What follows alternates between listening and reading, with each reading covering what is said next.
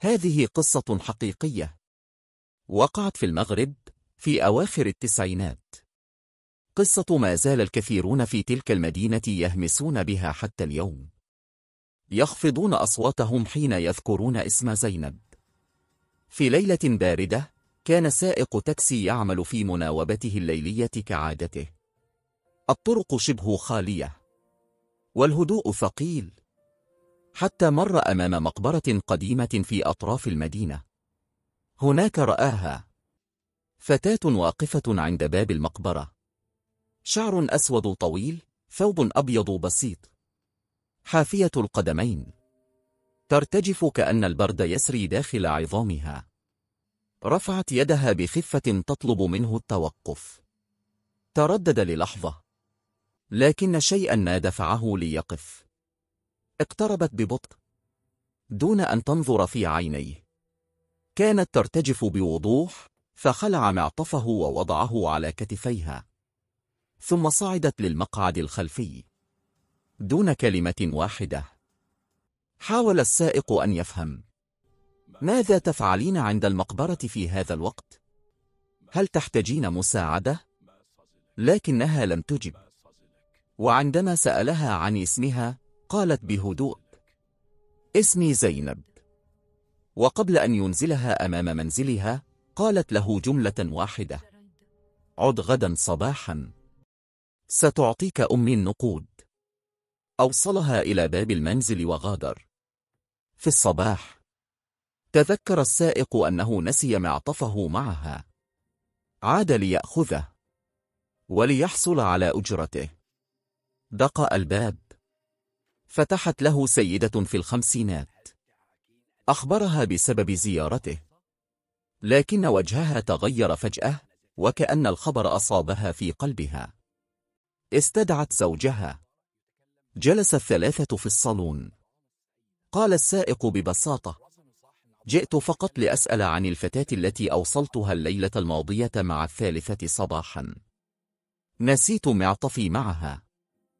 تبادل الزوجان نظرة طويلة، نظرة فيها خوف، وفيها دهشة، وفيها شيء آخر لم أفهمه. ثم قالت السيدة بصوت مرتجف قليلا: فتاة؟ أي فتاة تقصد؟ قال لها السائق: فتاة شابة، شعرها أسود، ترتدي ثوبا أبيض، كانت واقفة قرب المقبرة، كانت ترتجف من البرد فأعطيتها معطفي. غطت السيدة فمها بكفها فجأة، وظهر الرعب في عينيها.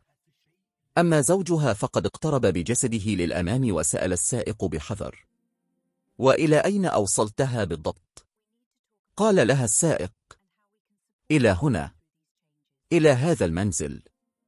أعطتني عنوانكم بنفسها. ساد صمت ثقيل.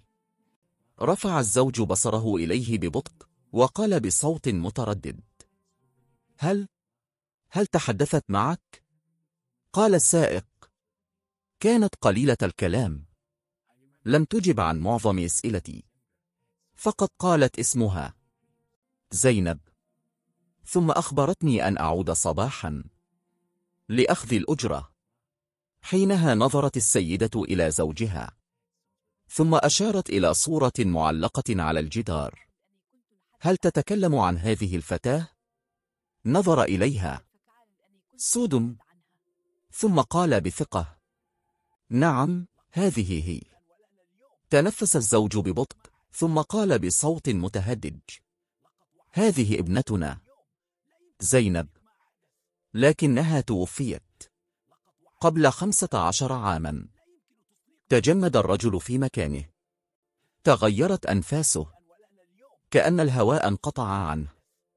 تمتم وهو يرتجف: هذا مستحيل، كانت معي، جلست هنا خلفي، كانت حقيقية. رد الزوج: لست الأول، قبلك جاء سائقون آخرون، كلهم قالوا إنهم أوصلوا زينب في الليل. خرج السائق من البيت شارد الذهن، لا يصدق ما سمعه. وعند مروره من الحديقة رأى معطفه ملقا على إحدى الأشجار. معطفه الذي وضعه على كتفي الفتاة.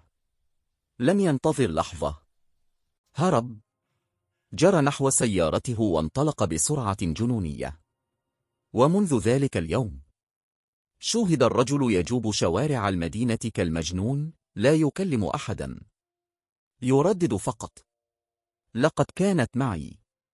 زينب كانت معي. كانت حقيقية.